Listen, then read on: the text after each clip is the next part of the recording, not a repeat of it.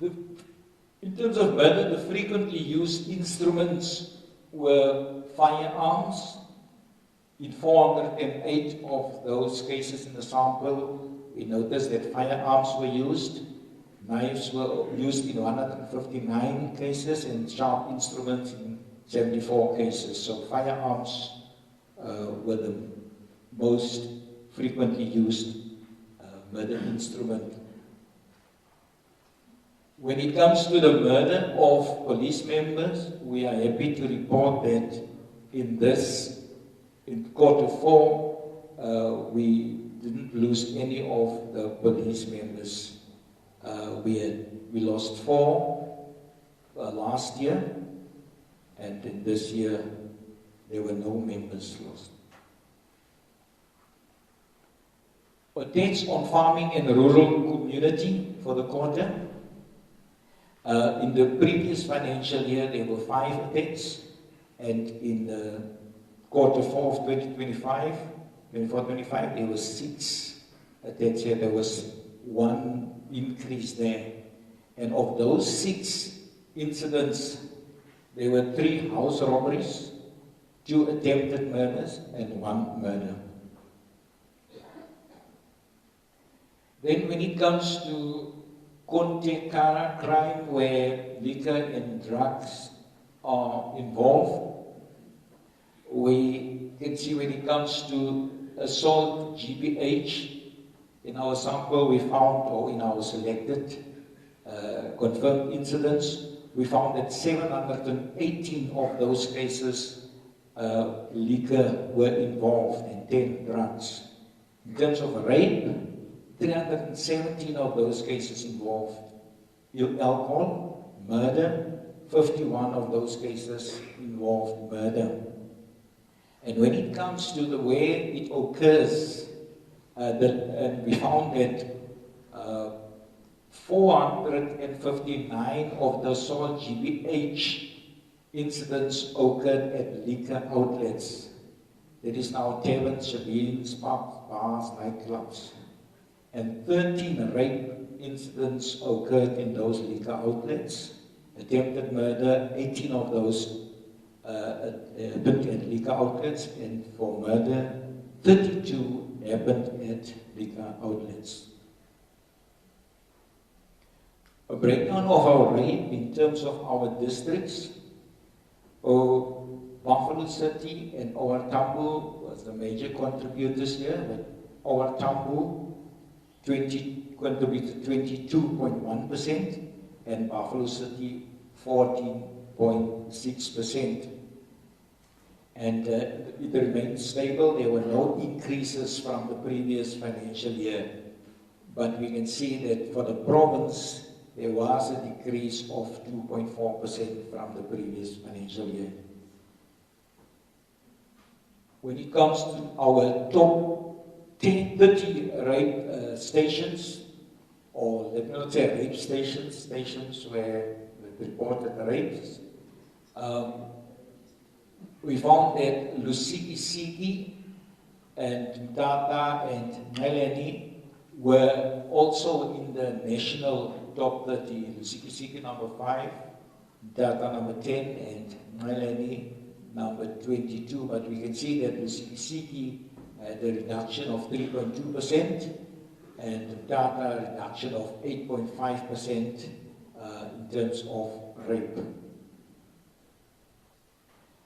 Then the places of occurrence where most of these rape incidents took place or offences take place, we found that the majority of those incidents take place at the residences of the perpetrator or the victim.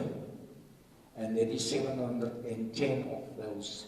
And then 157 take place in public places. That is now in straight open field, parks, beaches, parking areas, or abandoned buildings.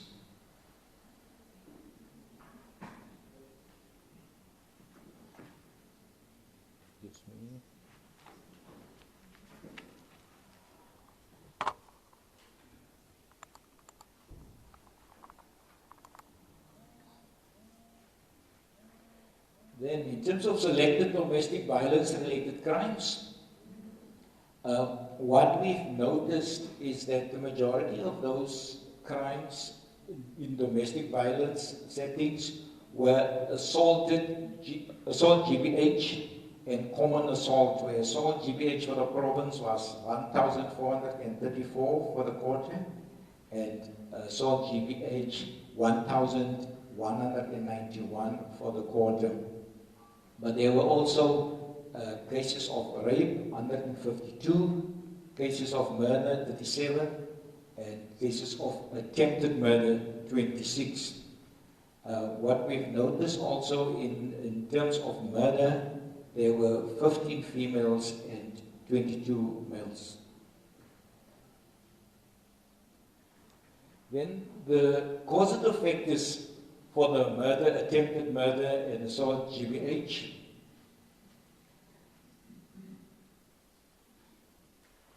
The causative factors for murder, most of them, 138, were as a result of arguments or misunderstanding. And then we found that 29 as a result of robbery and 26 as a result of retaliation. And as our PC also alluded, 70 as a result of vigilantism or mob justice.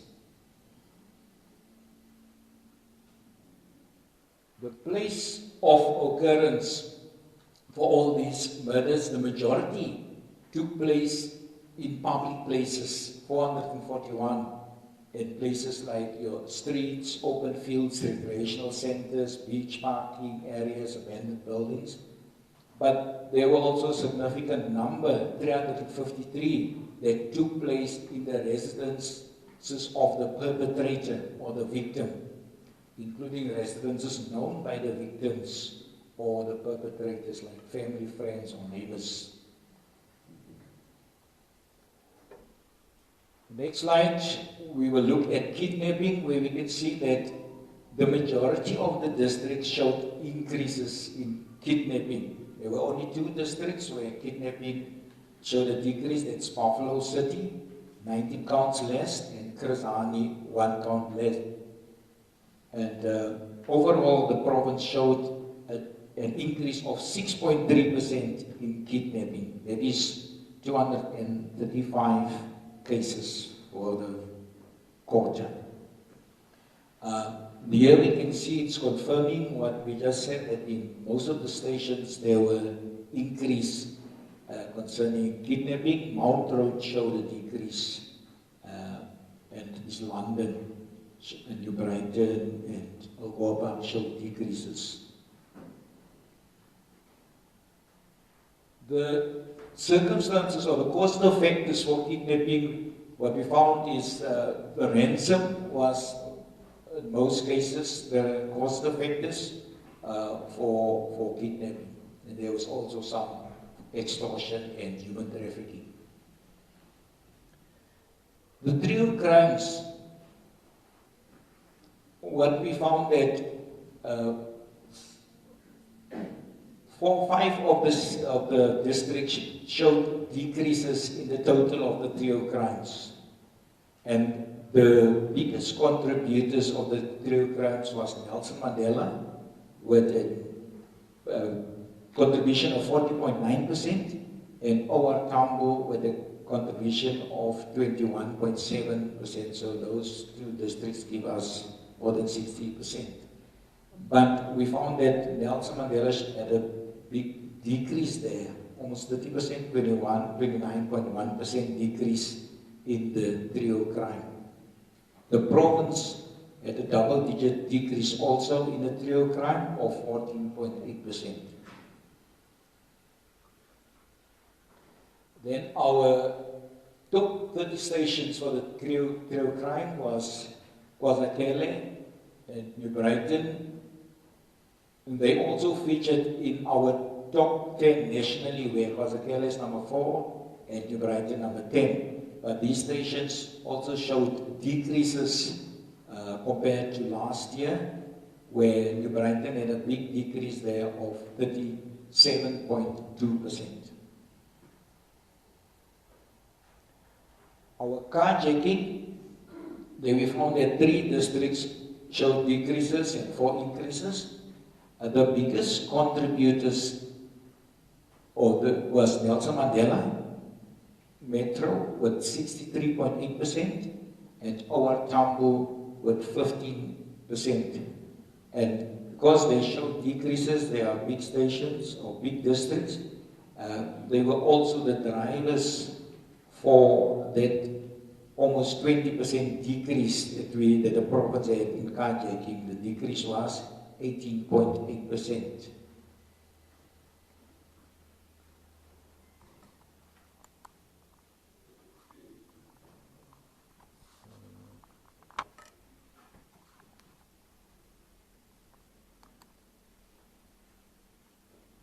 The top stations when it comes to carjacking, the top 30, KwaZulu was in the top 30 also nationally, but KwaZulu showed a decrease, and there we can see it showed a decrease of 5%. New Brighton also showed a significant decrease of 34 counts, as well as Motherwell, it showed a decrease of 46 counts in carjacking.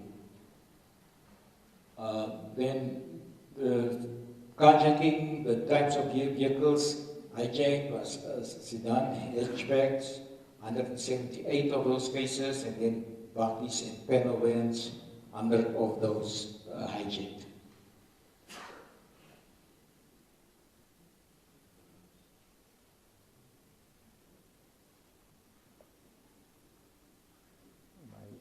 My computer is moving the other direction.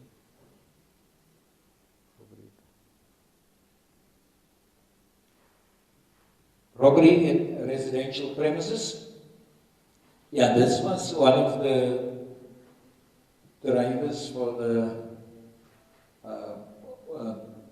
increase in that category. Nelson Mandela had a contribution of 47% and our Tambo contribution of 20.1%. Nelson Mandela also showed a decrease of 1.7%. And our Tambo double-digit increase of 15.9%, and the province showed an increase there of 7.9%. Our top 30 stations, there was Nelson, KwaZulu, New Brighton, and KwaZulu. They were also in the top 30, but we saw that New Brighton showed a decrease of 18.8%. Robbery at non-residential premises, most of the districts showed decreases there. And the biggest contributors there was Buffalo City of 26.4% and OR Tambo 25.1%.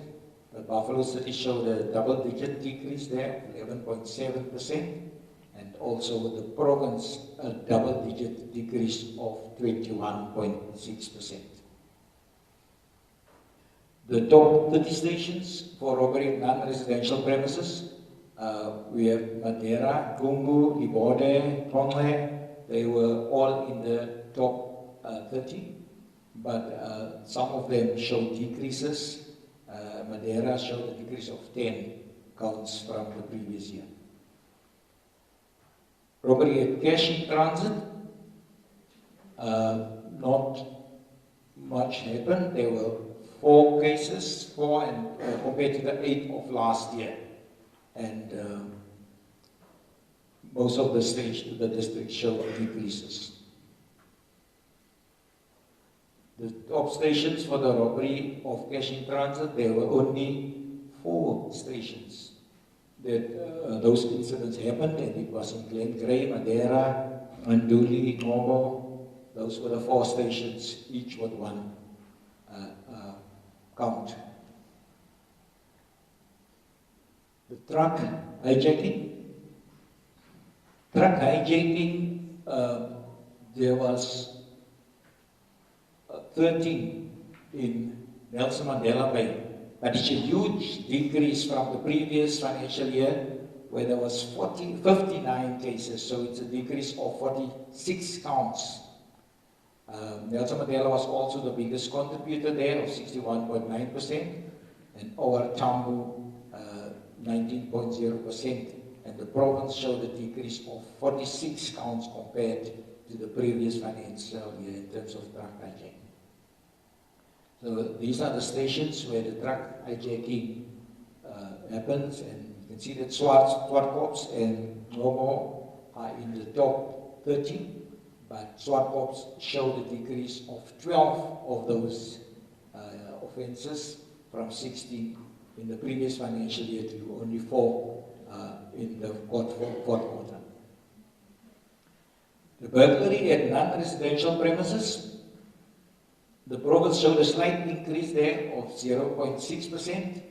And then we can see that the biggest drivers there were Buffalo City of 21.5% and Nelson Mandela Metro 18.2%. Nelson Mandela Metro showed a decrease of 8.8%. And also Alfred and Zoe showed a decrease of 39 counts in this financial year. The top stations is London, Mount Road, and Cambridge, and they were also featured in the top 30. But we saw that Mount Road showed a decrease of 16 counts from the previous financial year.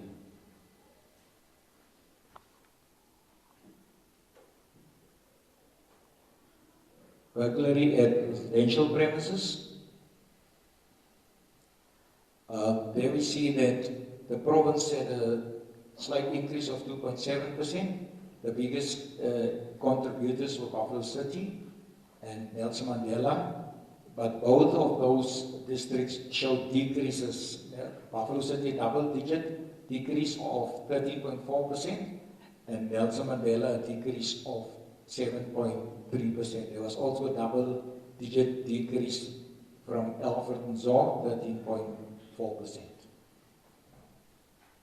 The top 30 stations in this category, burglary at residential premises, were Cambridge, and in terms of volume, Cambridge had 118 cases this time, but compared to the 199 of the previous financial year, it's a decrease of 14.7% for this financial year. Theft of motor vehicle and motorcycles, there we can see that the province showed a decrease of 1.9%, and the two metros were the biggest contributors there, Nelson Mandela Metro, 45.2%, and Buffalo City Metro, 17.8%, but both of those metros showed decreases, Nelson Mandela of 7.5%, and Buffalo City 4 counts lower. The top stations, in terms of theft of motor vehicles and motorcycles, were Umud, Mount Road, and Nqatha, but all of them showed slight increases. Theft out of motor vehicles, the province had a decrease there of 4.8%, and the contributors there were the metros, Buffalo City Metro, and Nelson Mandela Metro. Buffalo City with 26.1%, and Nelson Mandela Metro with 39.2%. And we see that Buffalo City Metro with a decrease of 10.3%. Our Tambo with also a big decline there of 34.4%. The top 30 stations were Umud, is London and Mount Road, and those stations were also in the top 30. But all of them showed decreases. Mount Road was unchanged, but Umud showed a decrease of 13.3%, and East London a decrease of 19.1%. Stock theft. There we can see that the province had an increase of 8.5%, and the biggest contributors there were Amatole and Our Tambo. Our Tambo with 39.3% and Amatole 14.9%. Our Amatole showed a decrease of 1.6%, but Our Tambo an increase there of 37.4%. The top 30 stations for stock theft, you see that the first 14 also featured in the top 30 nationally, where Kumbu, Zolo, and Tata are the top 3, but they also showed increases compared to last year. We had decreases there in BG of 20.5% and Kobagra of 22.6%.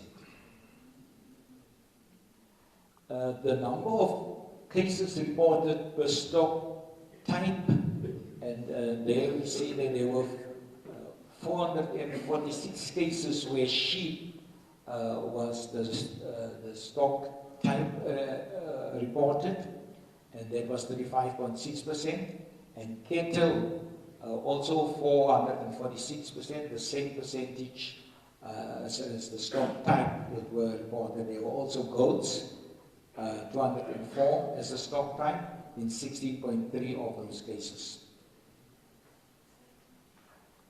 And then if you look at the unrest and peaceful crowd management cases reported, there were 99 cases of peaceful protest reported and 75 cases of unrest reported in the quarter.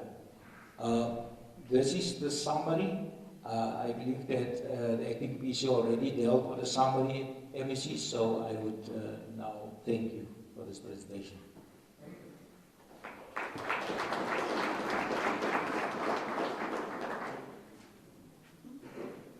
Thank you very much to Brigadier September for your kind presentation. We would now like to recognize the presence of the Deputy Executive Mayor, Honorable Xolile Nqatha from the Christian Municipality, and we welcome you. Thank you very much.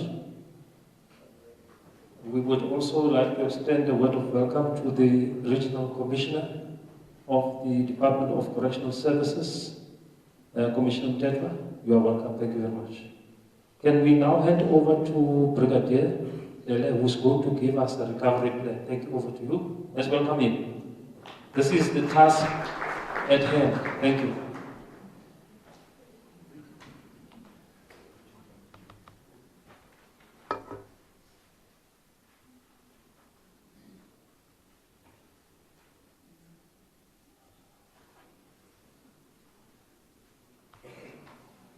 To the Honorable MEC, the HOD, the Program Director, and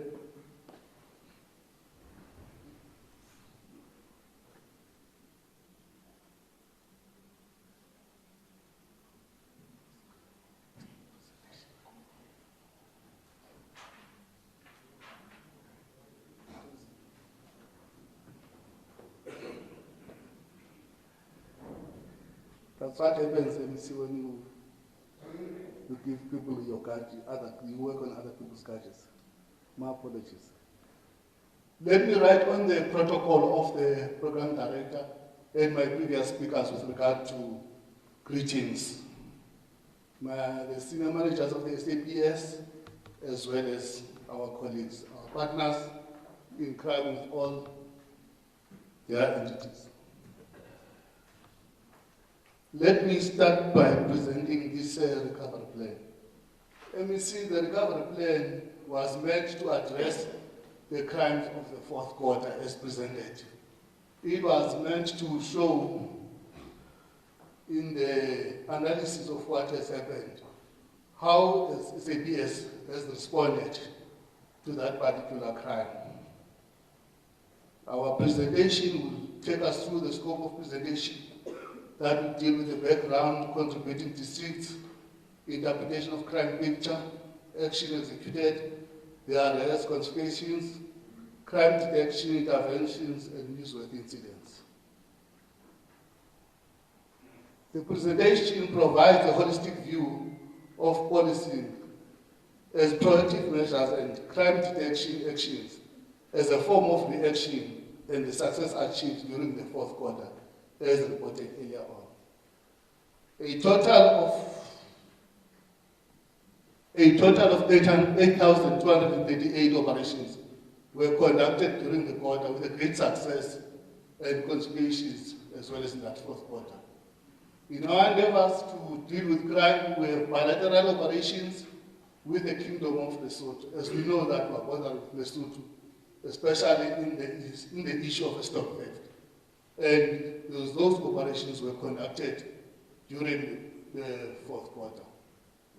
Again, we have inter-provincial operations conducted between Eastern Cape, Western Cape, Northern Cape, and Free State in order to mitigate the free flow of movements of criminality within the province. The analysis identified that the unmentioned 4 districts contributed, this has been alluded to by the previous speaker, that whatever you do in the Eastern Cape, you must bear in mind that these districts are heavyweights when it comes to crime. Even if they've got a slight decrease, because of the high volume of crimes that are being reported, indeed you will always have some figures pointing out to them, irrespective of the decrease that might come over there. If you consider the slide on the board would deal with internal analysis of these crimes in the fourth quarter and as well as in the previous quarter that we'll find.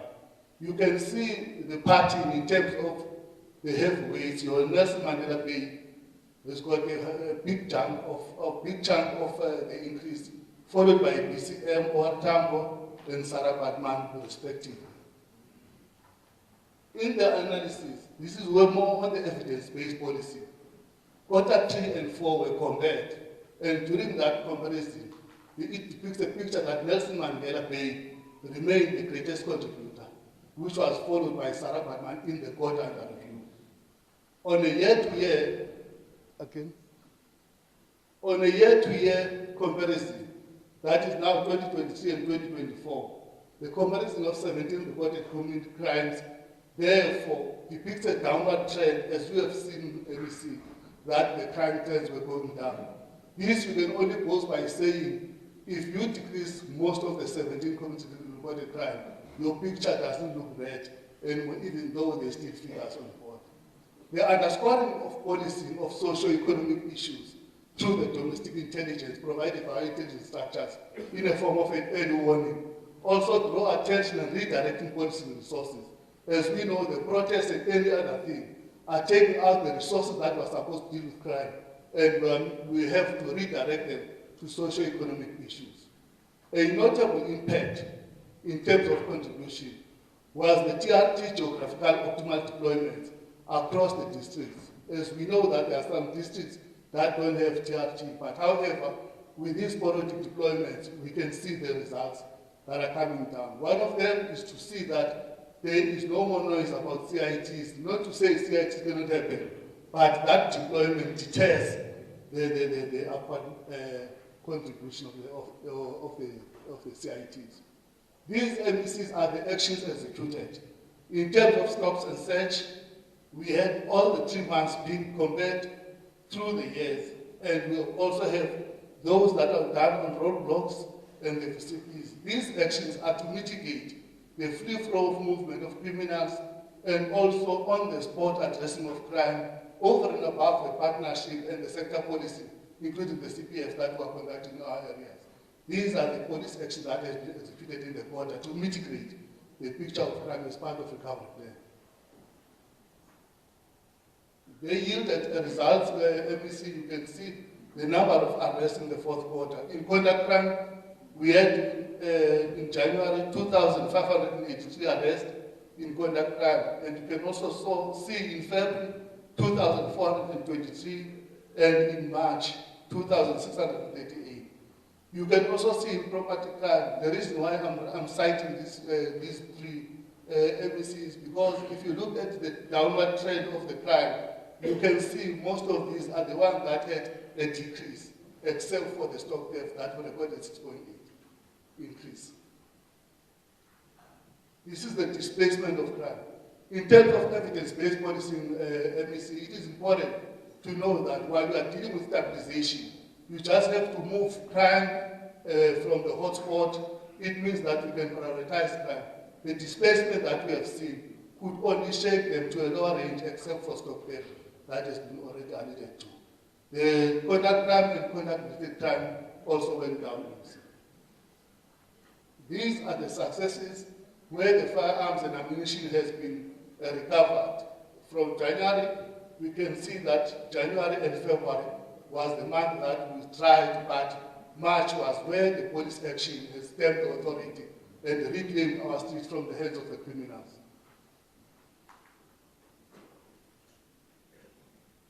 Now we're moving to reaction or reactive policy, that is crime detection, MEC.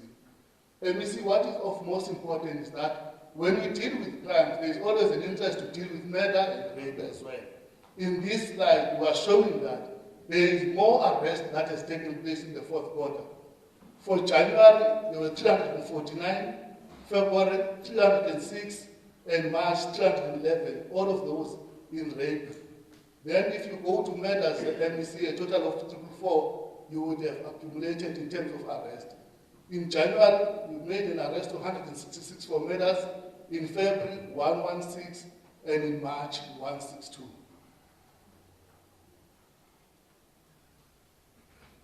Convictions of the fourth quarter. MEC up front, I must say this, when we show conviction, it does not necessarily mean that the people who are convicted of the case is registered in the fourth quarter. However, the conviction handed down was in the fourth quarter, even of the cases that took place outside the bracket of the fourth quarter. And all, can you go back, brother? And those that were found guilty, MEC, was 2,380. And those who escaped through the legalities were found not guilty were 388. This is more important when you're interpreting crime using crime funnel as to the number of cases, the arrest, and the output, so that you can make a statement to the safety of the citizenship. The tabulation has been made here, MEC, in this slide, about these convictions. From 1 to 9 years, a total of 230 years imprisonment from 40 suspects has been achieved. From 10 to 19 years, a total of 705 years imprisonment has been achieved from 50 suspects. 20 years and more, 246 years imprisonment was given as a award from 10 suspects. Life sentences were 22 from 16 suspects. This gives you a total of 1,203 years of imprisonment. That's the conviction rate. This is a breakdown, MEC, which I'm not sure whether you want me to go through line by line, but it's a breakdown of the figure that I've given to you in terms of where those conviction totals were coming from. I'm actually in that is whether to read them one by one. Thank you, MEC. There were some newsworthy incidents, MEC, where they would draw the attention of the media was the murder of 6 people, an attempted murder that took place in Basakele. That was the birthday bash where the people were gunned down. In East London, again, MEC, we had a robbery with firearm where the Office of Our Own Intelligence, a robbery took place and an amount of 1.3 was taken. The case is also under the DPCI. In Butterworth, MEC, we had murders, 12 murders and 7 inquests, where one of the persons seemed to be a high-profile criminal was approached and engaged by the police, and firearms and 7 fatalities were picked up from the scene. The investigation, MEC, is with IPD. I think the famous name is that Barra was involved. That's the incident, if I can make it easier. In Nqatha, the murder and attempted murder, MEC, that is case 184, was also a newsworthy incident where a student was gunned down by a resident manager. And the case is a case going to court, and it's also ready, trial stage, MEC, which we cannot give more details on it.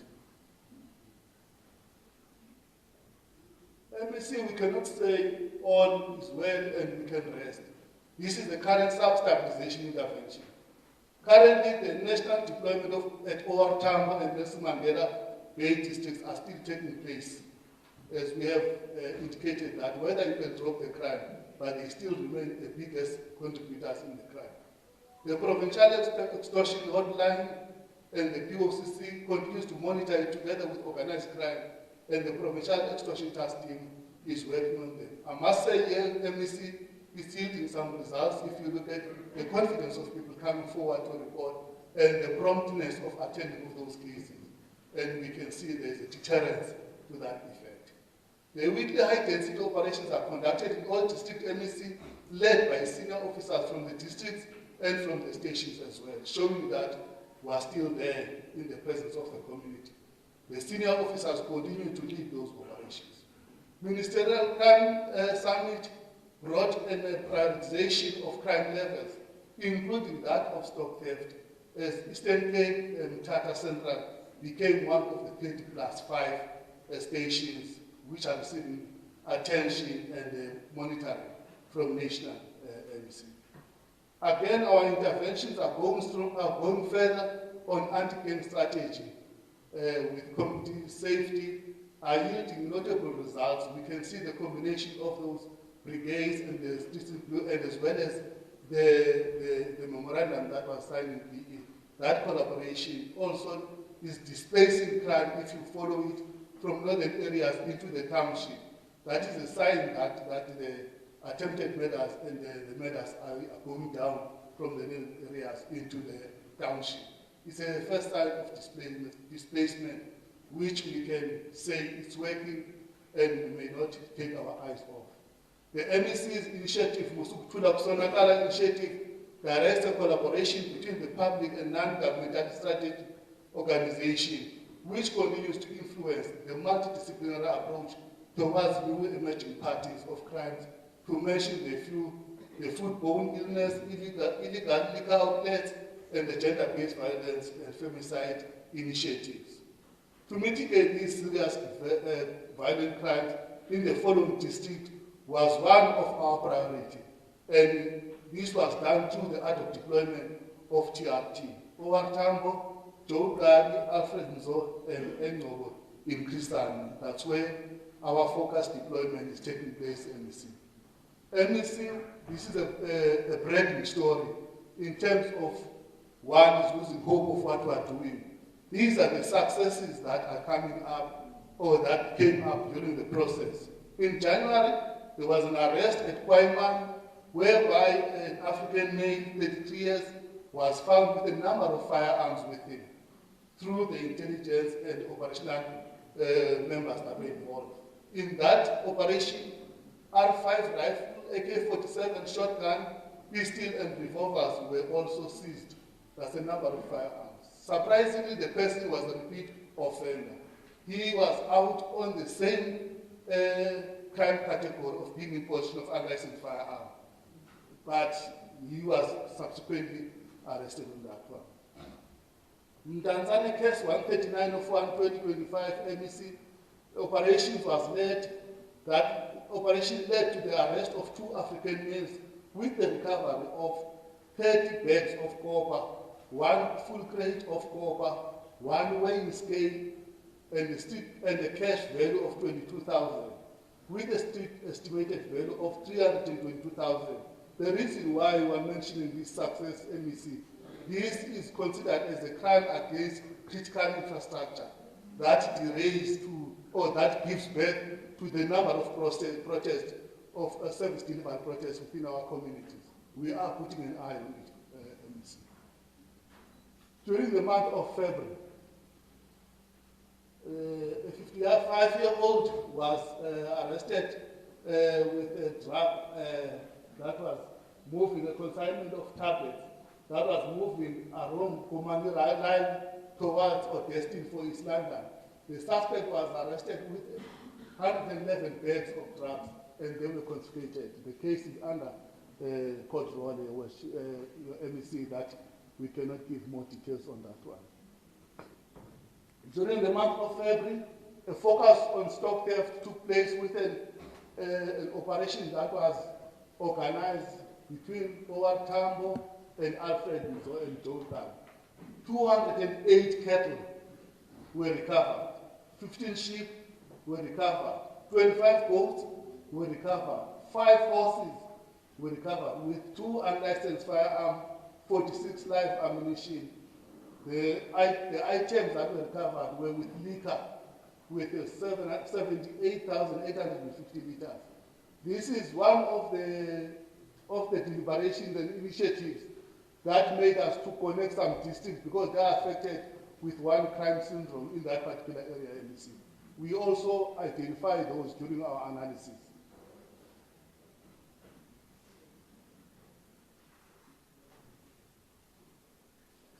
During February MEC, there was also another operation here in Komani where the critical infrastructure category was also an item. We were working here with sister departments, and during that operations, 5 solar batteries were recovered, 6 solar panels were also recovered, 4 tower batteries were also recovered, and inverters, 26 boxes of Avalon estimated.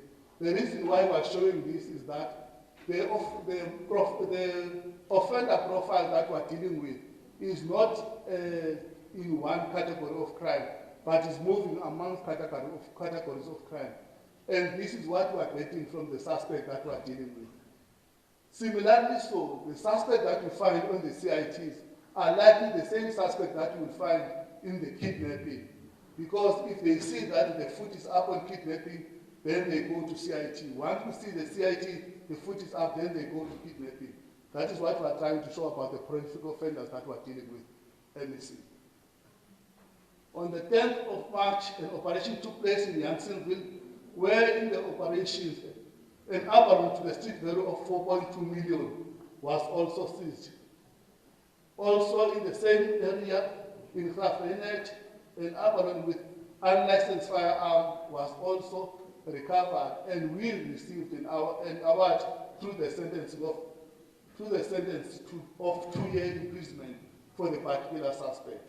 On the 20th of March 2025, Operation in Gqeberha resulted in the seizure of 4079 Avalon units in the street value of 500,000, as well as the deep freezer, scales, cell phone. This is more giving sense that these people are organized and are destined for creating money through the greed in these particular crimes. These suspects were aged between 32 to 49 that were arrested in that particular operation. Those would be the pictures, MEC, of the seizures that took place in that operation. MEC, that is the end of the story. This is how we have responded to the crimes of the fourth quarter.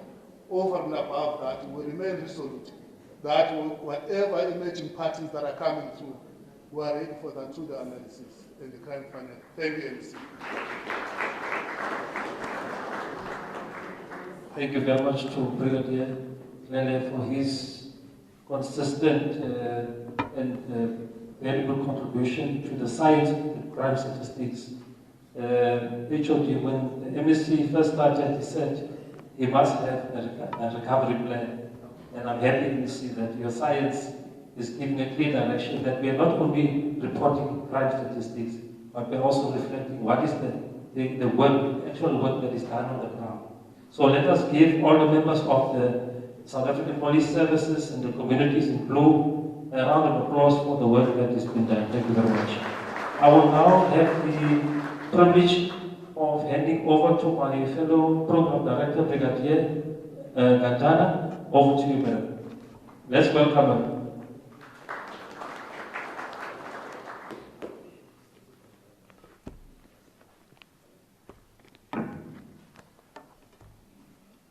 Honorable MEC, the Deputy Executive Mayor, the Speaker, MMC, Acting Provincial Commissioner, my former bosses, the current HOD, Mr. Mbambo, and my other former boss, Mr. Mthethwa, the DPC for Support Services, District Commissioners, Brigadiers, all senior managers, all protocol observed. Good morning. Mine is to facilitate inputs by stakeholders. We have heard from the statistics that were presented here, And our goal is simply to translate this data into actionable strategies for community safety. I am going to call upon the Deputy Executive Mayor. Andiyazi ke noba kukho into ekhoyo na because ngo-Councillor September, and we had the statistics that were presented by Brigadier September. So I would like to call upon Councillor September to come to the podium to deliver inputs by stakeholders.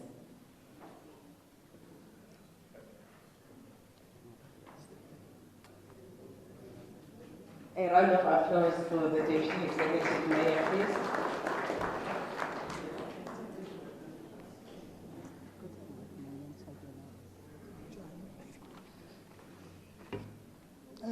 Good morning, everybody.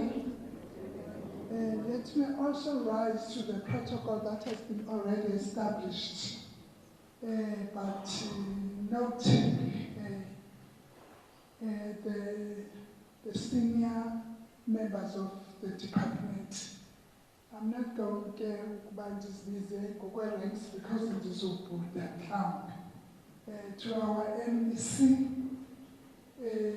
Xolile Nqatha, to the Speaker of the Council,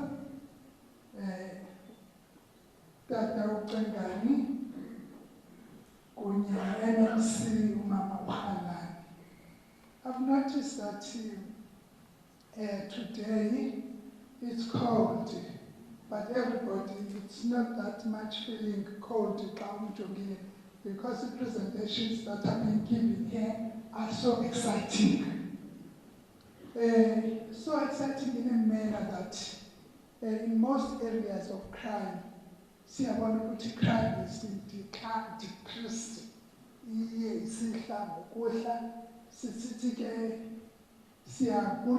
To the police services for that hard working, because the crime cannot decline action, and where there is no competent leadership. Thank you so much.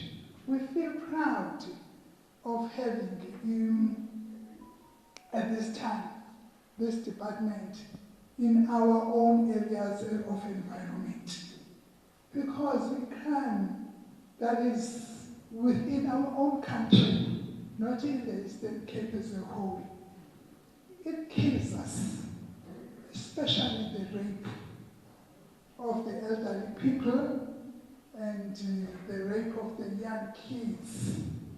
With myself, Una 13 years was raped from school. It broke our own hearts.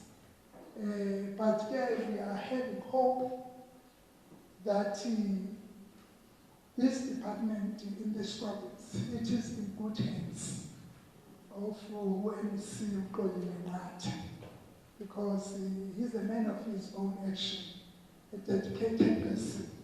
He's been raised in the institutions and organization where discipline is the order of the day.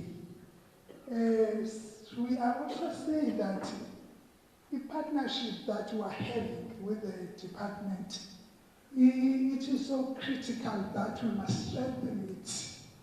CPF, ziyasebenza kakhulu. We need not to undermine them. They are the eyes and the ears of the department, and at the same time of the government as a whole. Parties one, what we are going to say, we are just going to say as the stakeholders, starting from the churches, it's one of the critical stakeholders, because our band who are doing crime, they are coming from the homes where Christianity is practiced. They are the neighbors of the people where they are Christians, and at the same time in the community, in the streets where they are residing, they are Christians. So we need therefore to call to all the different organizations, even the faith-based one, that let us change a little bit.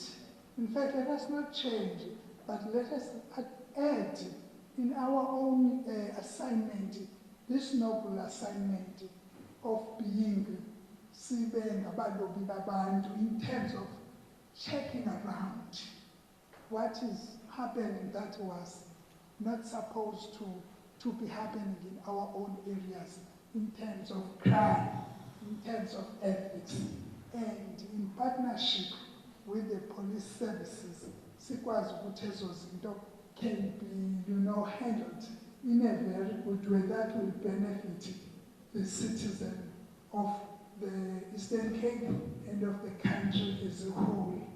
We are prepared, therefore, time and again, where there are operations within the police services, that we can be invited, or just for us, even whether we are not invited, to know that an operation of this kind, whereas the councillors and all other leaders within the community can be there, SABC join a part.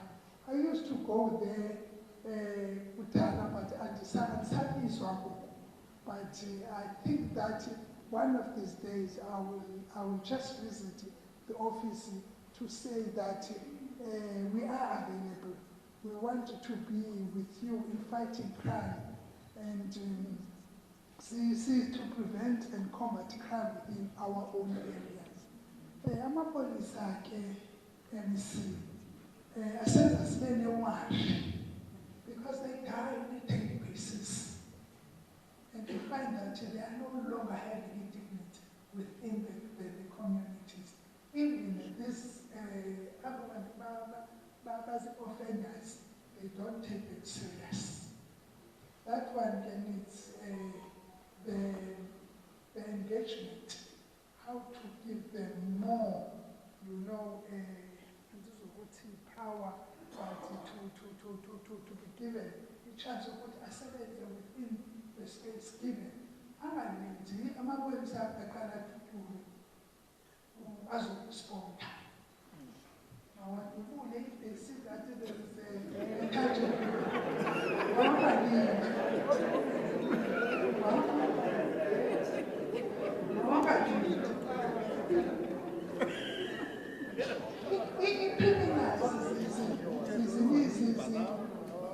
what can I say? Criminals, they are killing the police on a daily basis because they know that they are not going to start. So they will wait for the offenders or the criminals to start shooting. No, we are saying we don't want the police to be the victims of the crime. We rather see them being successful in their career of preventing and combating and bringing before the law those that are doing wrong things within the country. I don't say the police must just shoot, but must.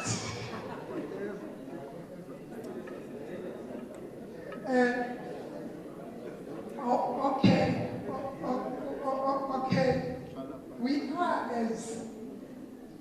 as the women organization within the stakeholders of this region that we are in, that is Triside, very concerned.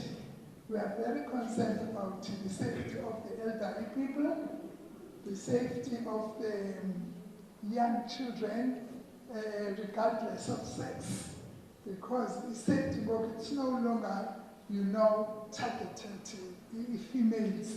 It includes even the males, especially the young boys. So we are very much concerned about that. We are trying our own level to be, allowed in terms of saying the perpetrators must not be given bails, they must rot in jail, but sometimes all those things, they don't go the way that we wanted. To understand that there must be evidence and laws that are being taken into consideration when all these processes are saying. Lastly, as we are here and listening the reports from different officials, there are areas of crime where crime is no longer high, rather it's decreasing. We would urge them that even the next financial year, when they give the fourth report, those areas must not give a chance of those areas to pick up again. Rather, they must reduce them lesser and lesser. So we are so proud to have a cohort of the police service members in this region and in this province with the MEC, Nqatha. Thank you so much. God bless you all.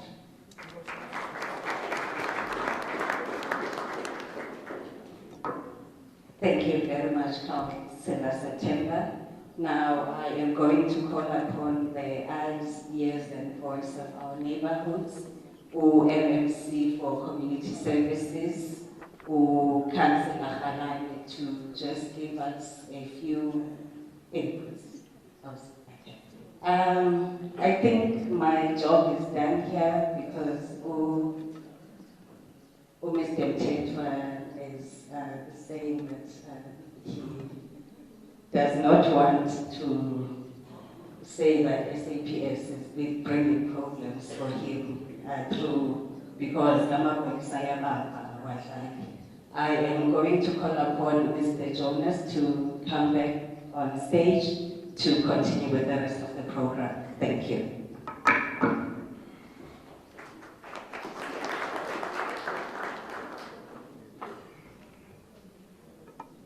Thank you very much.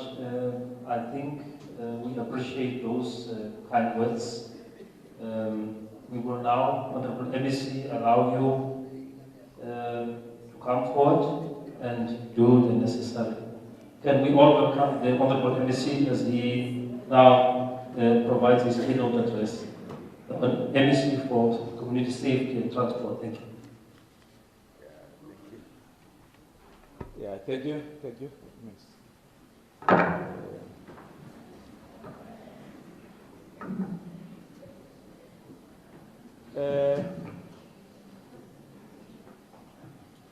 Program Director,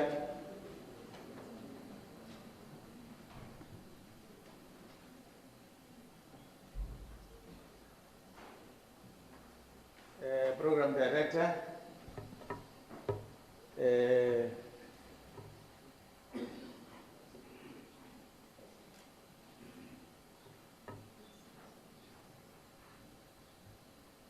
no mfundisi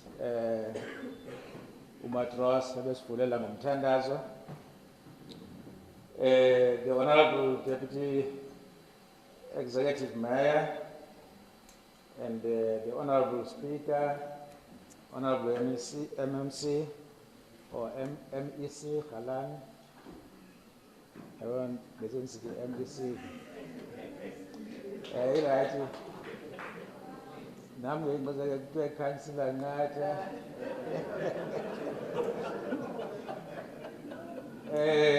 The political leadership present, the HOD,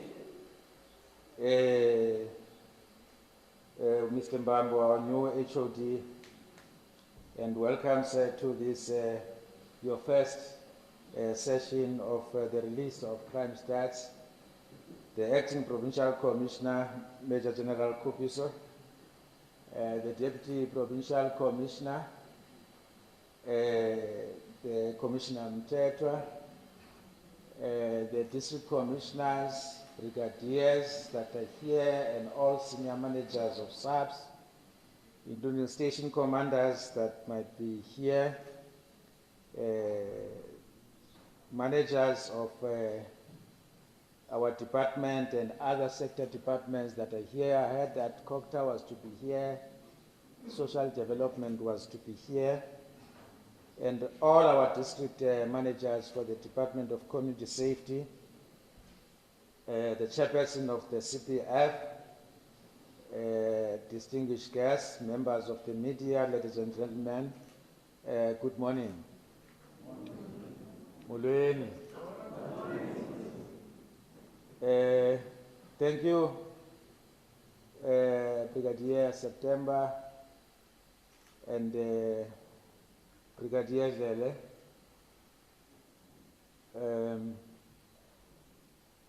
for the good work, presentations, but Brigadier Xolile said that's the end of the story.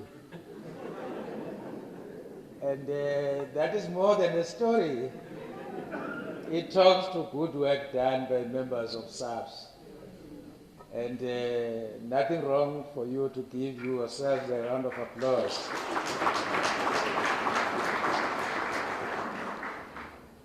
And SABC is a responsive organization. There is evidence to show that this organization responds on the cry that our communities are facing.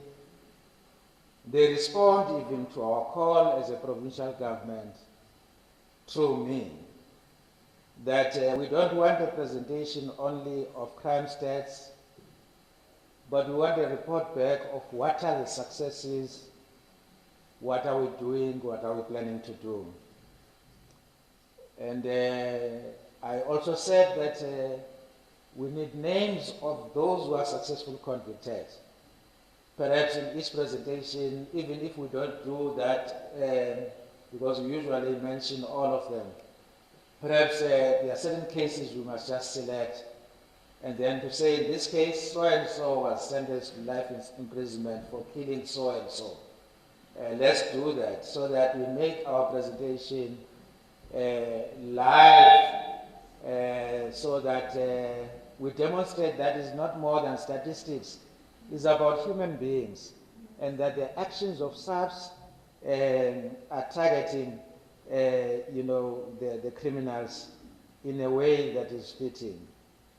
And I stand before you dejected and heartbroken, as our province is currently experiencing an unprecedented tragedy following the devastating disaster that recently struck the OR Tambo and Amatola district municipalities. This catastrophic event claimed the lives of more than 100 people now in OR Tambo district municipality, and in honor of those who lost their lives during this tragedy, I ask everyone to stand up and observe a moment of silence to pay our respect to the victims. Thank you very much.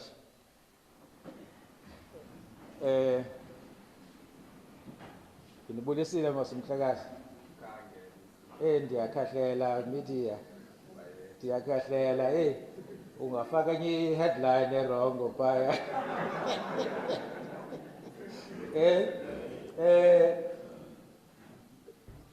Acting PC, whilst I said what I just said about, I noted that you're trying to weaken my oversight role now, because I usually used to have something that I looked at here in front. Now I must bend, so that weakens me. So why? What happened?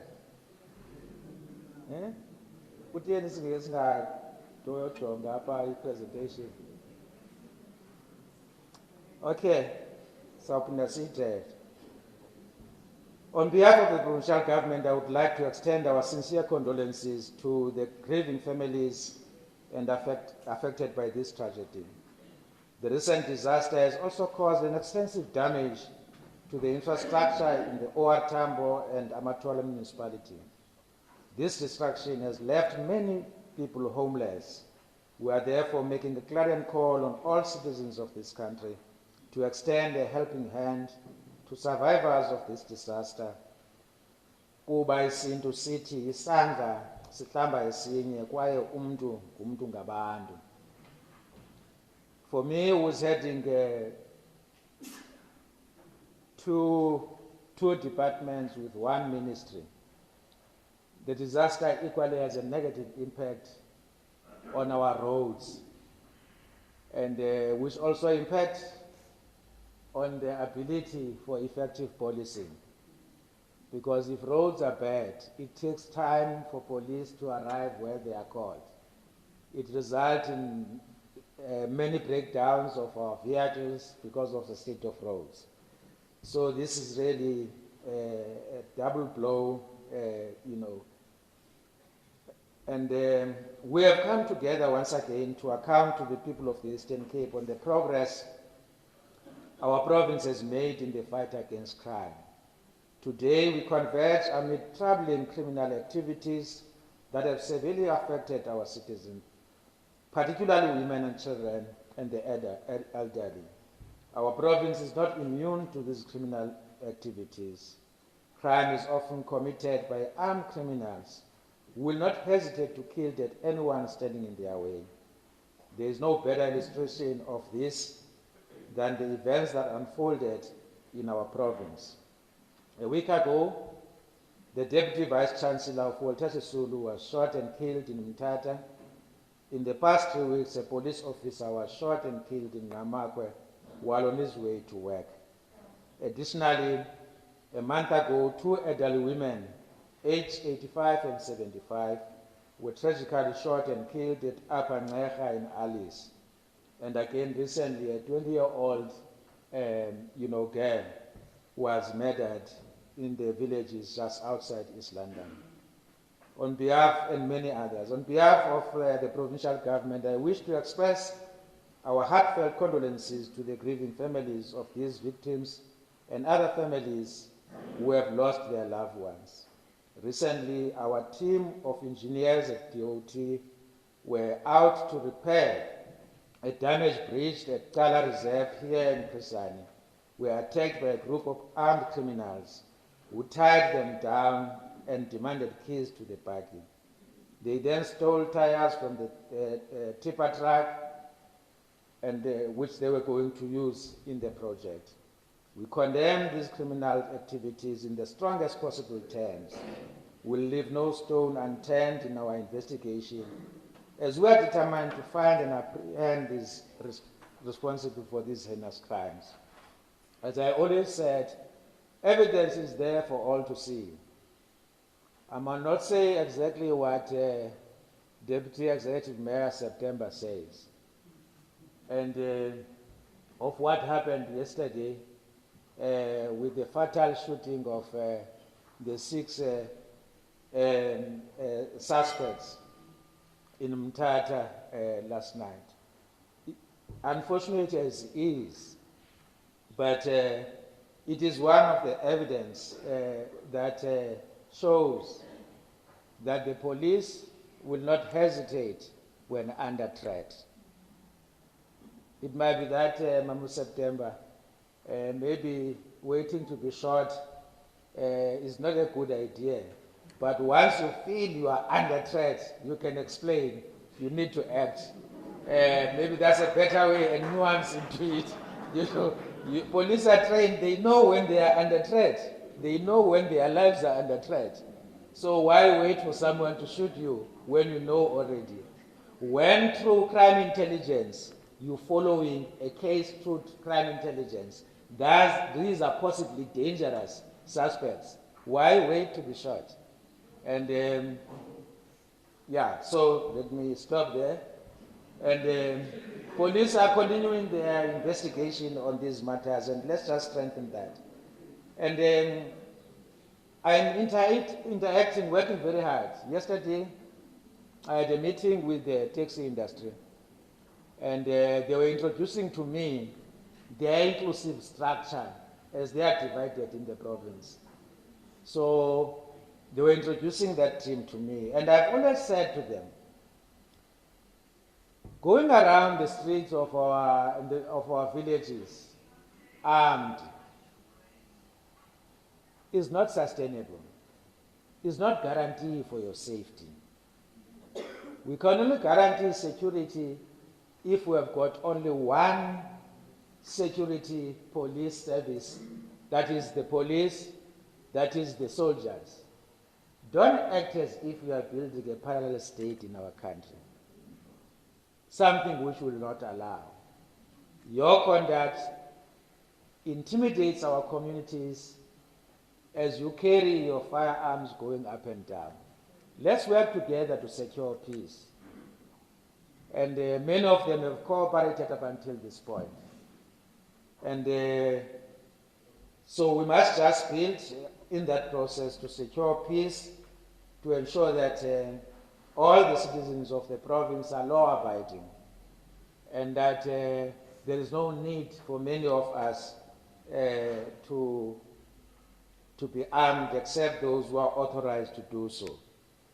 And that it's important for us to obey all lawful instructions, because that's where the problem starts at times. People disobey lawful instructions. They undermine the rule of law, and they think that they can be just a law to themselves. Ladies and gentlemen, the crime statistics therefore presented today may include the names of the above-mentioned innocent individuals whose lives were tragically cut short by reckless criminals. This is why we take the release of crime statistics seriously, because it's not just about the numbers, as I've said.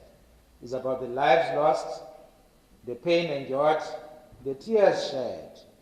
We will continue to publicly identify and shame all criminals who have been sentenced.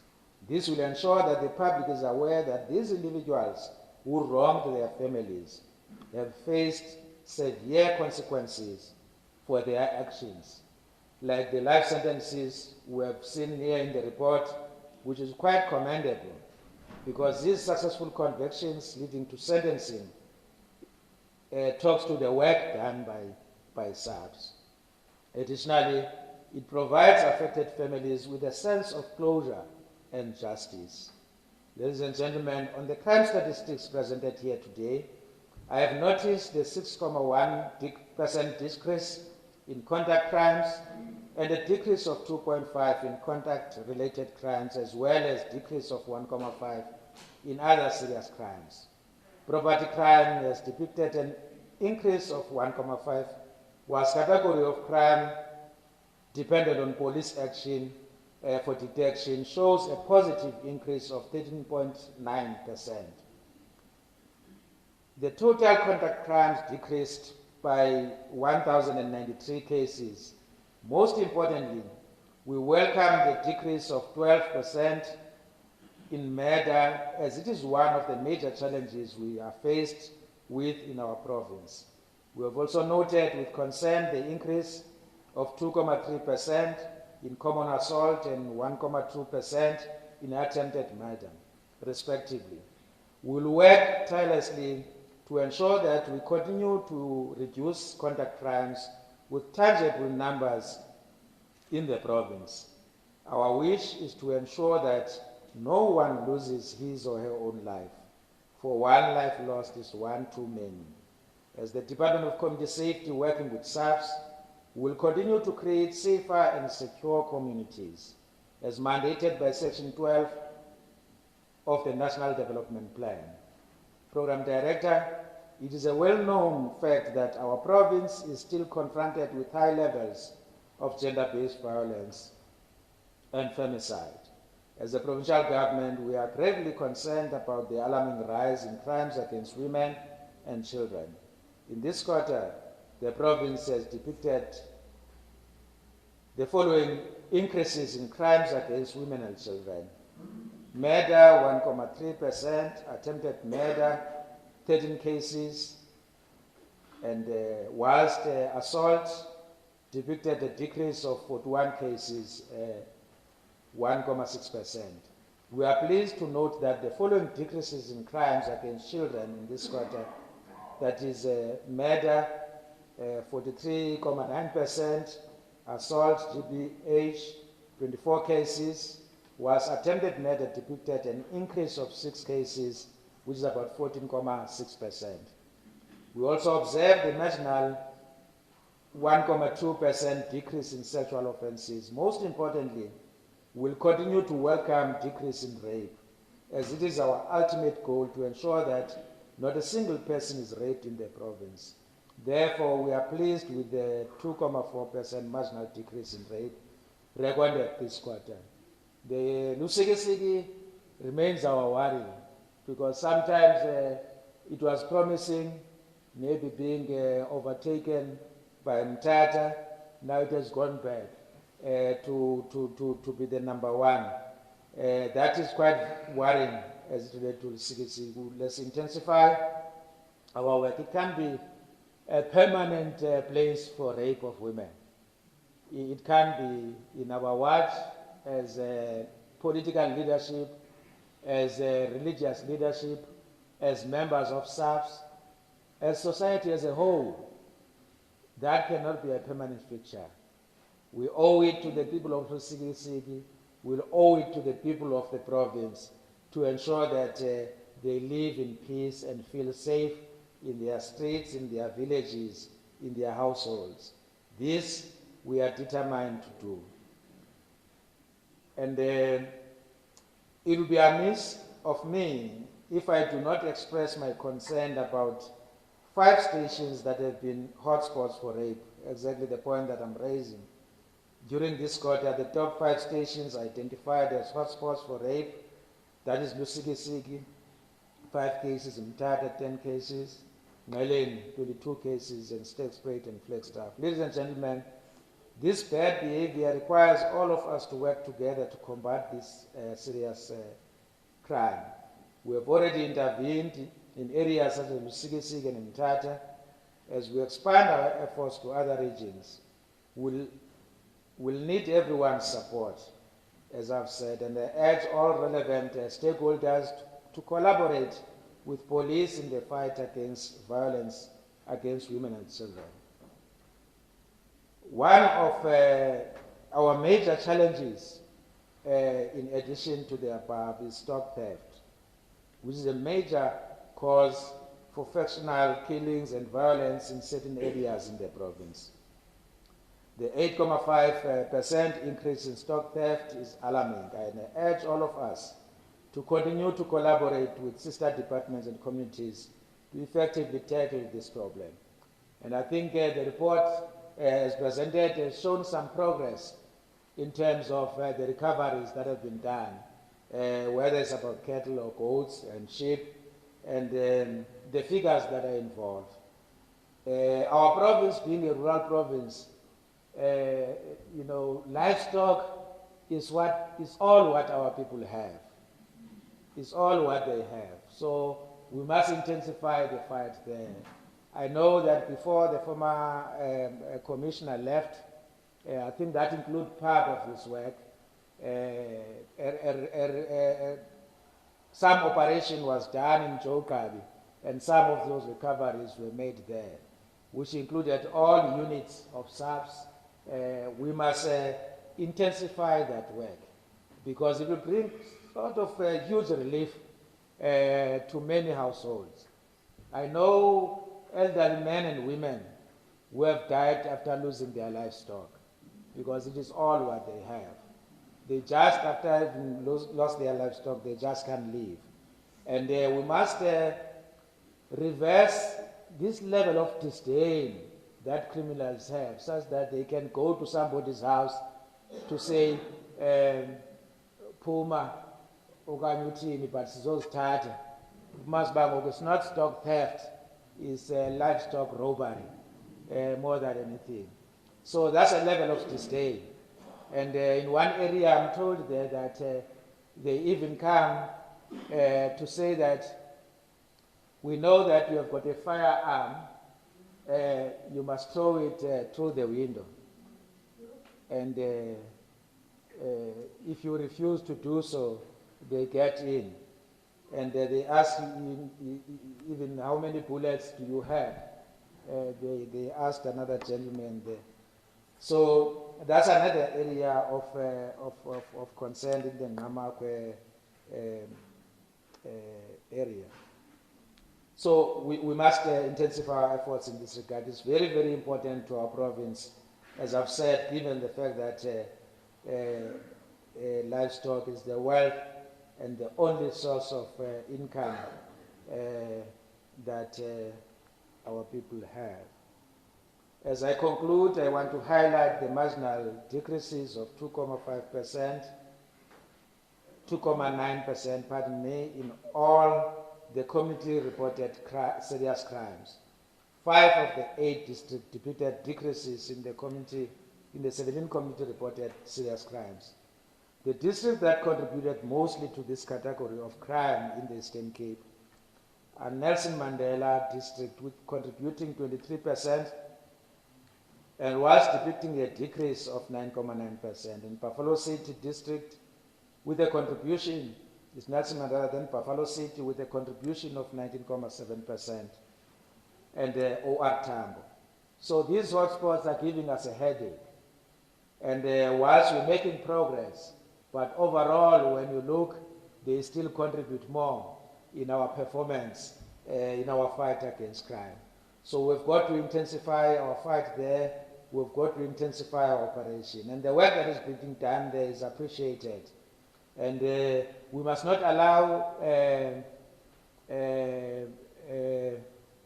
Brigadier Naidu, Sarah Batman, and the District Commissioner Kagavu, we must not allow the movement that is beginning to show up. We don't want more other hotspots. We want to eliminate them. So now, none of our districts must seek to chase these 3 hotspots that we have. That we have is too much already. We don't want more of it. And I know that you are capable of providing leadership in that direction. You must just do just like that, and you have our support, no doubt about it. So we must do that work quite seriously. And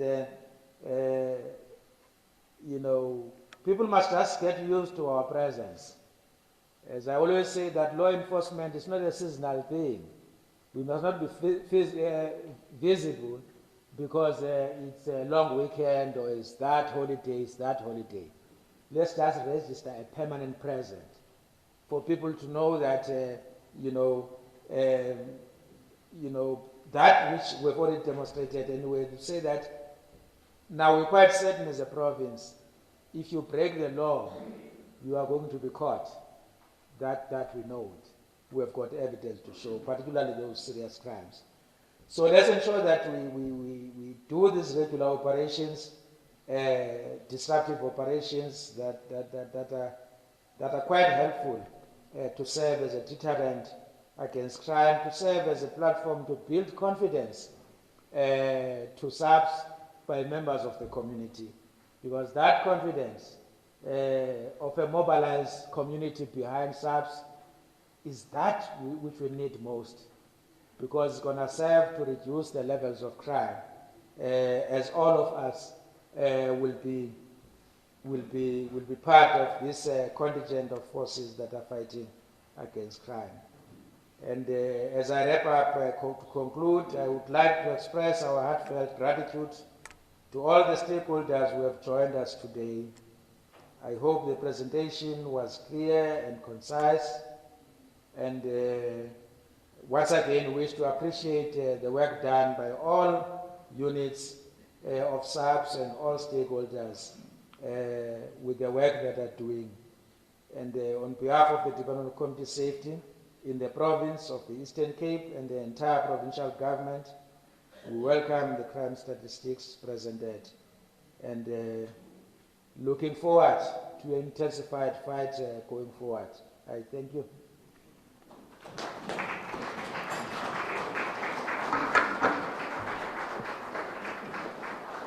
Thank you to the Honorable MEC for his political direction, and we will continue as the department under the leadership of HOD, provide technical support. Also want to thank the JCPS cluster colleagues who contribute, you may be seated, thank you very much, who contribute to the program of action so that we continuously on a quarterly basis work and have intervention strategies to deal with all of these challenges that we are faced with. So I want to thank you very much, Honorable MEC, for your leadership. We will now proceed to the vote of thanks. Our volunteers in chief, the Community Policing Forum Chairperson of the district is here. Mr. Jim, you may come and share your vote of thanks. Thank you. Over to you. Let's welcome the speaker.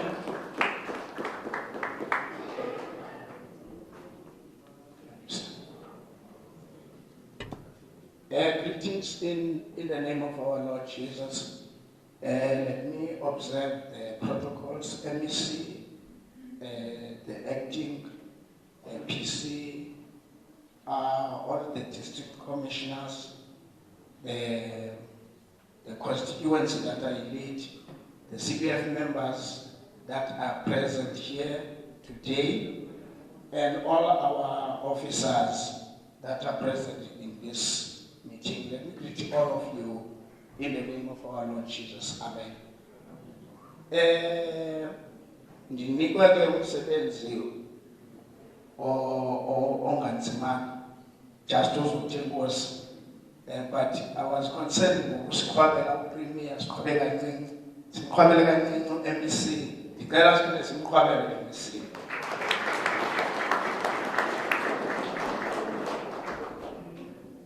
MEC,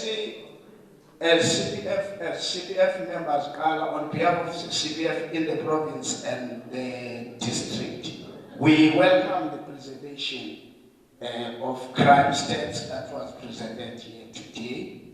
It shows that there is good work that is being done by our stakeholders. Our community include members and also our police officers. As you can see, throughout the statistics, there were lots of decreases. That shows that something good is being done. But we can do more than what we have seen. We can if we can improve certain things. I will talk as a community person because I'm representing those people sitting there at the back. CPF members are volunteers, are community people that see where the police can't see, that hears easily that you can't hear. Those people are very important. And as volunteers, we always complain as CPF that we need tools of trade. At least our government in the past 2 financial years, they've tried to do something. But I will always say, as CPF, silwa crime work and then we report. But if you don't give us tools for reporting, it means you have not given us tools of trade. We appreciate what you have done, but you must also help us in terms of giving us communication tools, because those are the ones that we are using mostly as CPF members. And another thing, as CPF members, that we will be very happy to get. CPF members these days, when I was coming, I was greeting them, they just been there, they were saying, there was a remark that they were passing, that Kusabanga Chat.